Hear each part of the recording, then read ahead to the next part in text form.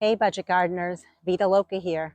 Join me today as I go over how I manage my compost pile.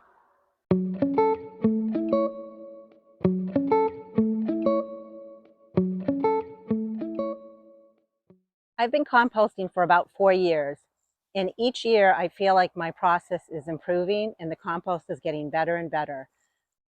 When picking a site for your compost pile, you want to make sure you pick it in a place where it gets a lot of sun. That just helps the pile heat up even faster. So you can see where I'm standing, there is a good amount of sun coming here. And this is the early part of the morning, and it's still springtime. So it's only going to get sunnier and sunnier as the year progresses. If you can believe it, I compost even during the coldest parts of the winter months here in New Hampshire. It's totally possible to do that. The biggest thing is you want to make sure your pile is big enough so that the core doesn't freeze. You typically want your compost pile that you build to be at least 3 feet by 3 feet in dimension. So I'm going to put on the screen a small clip of me composting during the cold winter months and just continuing to add to my compost pile. So for right now, what I want to do is just go over some of the basic tools and materials that I use when composting. Just look how huge this pile is. It's amazing. I'm so excited. I plan on spreading a lot of this compost down on top of my flower beds late summer, early fall. It will definitely be broken down by then. In this big compost pile here, this was built during the fall of last year. And the main things that are in this pile are shredded leaves, horse manure, just various vegetable scraps from my kitchen, as well as plant material from my yard when I was cutting back perennials and cleaning up flower beds. When it comes to different tools and pieces of equipment and material that I use to make this compost pile, why don't I walk through and show you what I have here. So right here is a wood pallet, and you can usually get these for free from various places in your area. I went to a local garden center and they had a whole pile of these, so I snagged them and I plan on using these to basically build some sort of a wall behind my compost pile. What I found this year is when I go to turn this pile, sometimes the pile gets too close to the edge of this space behind me. So I need some sort of a barrier to keep it all corralled within this area. So I am going to be building some sort of a structure to keep the compost intact and not going too far over to the edge of the side here. Over here is a pitchfork. I use the pitchfork for turning my pile. Now, I have to admit, the pile is getting bigger and bigger every year. So we do have a tractor, and there are times that we use the tractor to help us turn the pile.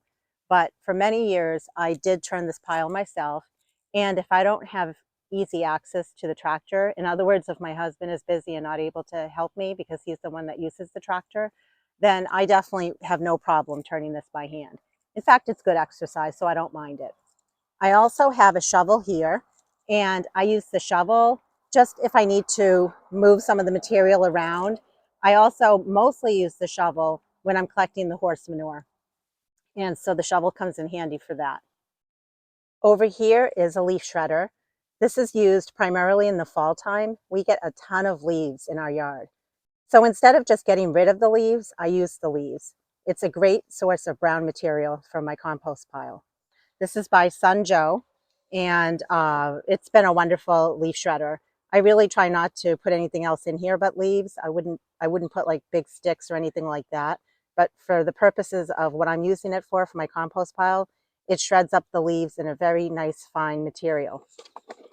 I have an extension cord here, and I need to be able to run the extension cord from the leaf shredder into an electrical outlet. And so since the cord on this leaf shredder is too short, I use the extension cord to reach the electrical outlet. And I have safety glasses. You definitely want to wear safety glasses. You don't want any of the leaf material or leaf litter to get into your eyes. I have ear protection, and that is very important to make sure that you're protecting your ears because it can get loud when you're using the leaf shredder. And then right below the leaf shredder, I just have something to catch all the shredded leaves. You can use a trash can, and what I'm using here is a pop-up garden bag. So as long as you put something that you can collect the shredded leaves in, you'll be fine. Down here, I have some black material that's kind of like a tarp, black plastic tarp. So it's always a good idea to cover your compost pile after you've turned it, watered it, done everything that you need to do to it, because you want to make sure that you keep the heat in. Also, sometimes if you're having some heavy rains, you don't want your compost pile to get too wet. So this plastic has many uses. Since it's black, it also absorbs the heat from the sun, which just heats up the compost pile faster. Over here is a small little container that I keep just outside of my kitchen. Attached to my kitchen is my garage, so I keep this container there, and all my kitchen scraps go in here. We also drink coffee every day, and I put the coffee grounds in here as well. Speaking of coffee grounds, I just remembered and had to go collect my free coffee grounds that I get from a local coffee shop. These particular coffee grounds were gotten from Starbucks, but if you have a local coffee shop, go in there. It doesn't hurt to ask. See if they're able to give you the coffee grounds for free. They usually just want to get rid of them anyway. Most Starbucks, maybe not all, but most Starbucks usually have an area somewhere where they keep all their used coffee grounds and they give them for free. They're a wonderful green material for your compost. The next thing is I have a couple of thermometers. I love to see my compost pile heat up and cook. I actually find it so exciting. I sometimes send texts to my friends and family saying, check out how hot my compost pile has gotten. I'm not really sure what they think of that. Anyway, I get excited about it because if you heat up your compost pile to somewhere in the 130, 140 degree Fahrenheit range, that makes it a very nice hot environment for that compost to kill off all the weed seeds and things along those lines. And the thermometers that I have here are, it says on there Rio temp, but if you go on like Amazon and look up compost thermometer, you will find a bunch of different ones out there. This is just the one that I'm using here. And I do have two of them because sometimes I have multiple piles going.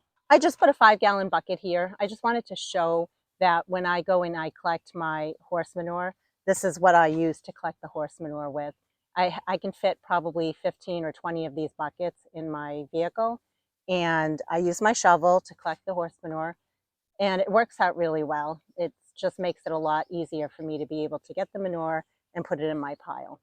And typically the manure that I'm collecting is fresh, but you can use manure that's been sitting there for a while. You don't have to use horse manure. You can use cow manure, chicken manure. All of those are fine. And your compost pile doesn't need to have manure in it. It's a nice bulky material that I can use in my compost pile, and it's readily available here in my neighborhood. The next thing that I want to point out is I have a bag here that has shredded paper in it. I get a lot of paper from various places. Sometimes I get paper bags from my groceries. I have family and friends that also give me their paper bags from their groceries or from shopping. And I have a shredder in the house, and I just shred the paper that way. Using a shredder is not necessary. You can just rip the paper up yourself. The biggest thing to keep in mind, though, is you want the pieces to be, the smaller the pieces are, the better it is for your compost pile. It just breaks down faster. The same is true for any other material that you're using in your compost pile. That can be your food material and things along those lines. The next thing that I have here is some water. You want to make sure when you have a compost pile that you are keeping it wet. You don't want it too wet, you don't want it too dry, but it should be wet enough where it's almost like a wrung out sponge. I thought I had everything I needed to go over all my material that I use for my compost pile, but I forgot one important thing. And this is Alfalfa Cubes. I got this bag from a local farm and animal garden center.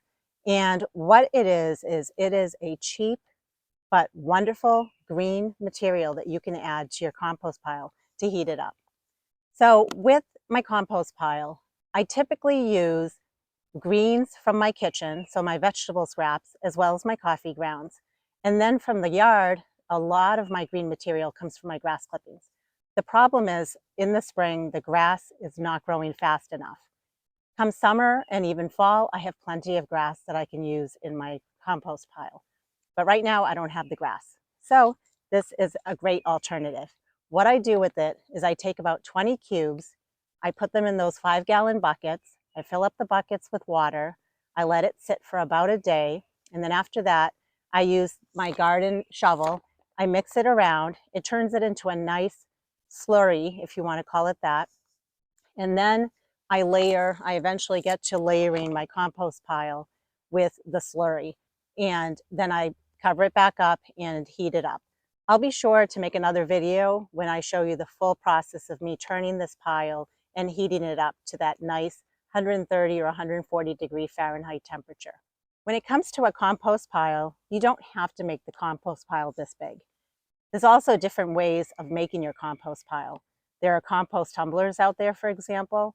So look around, do your research. I myself have used a compost tumbler before, and I found that it didn't make enough compost for me.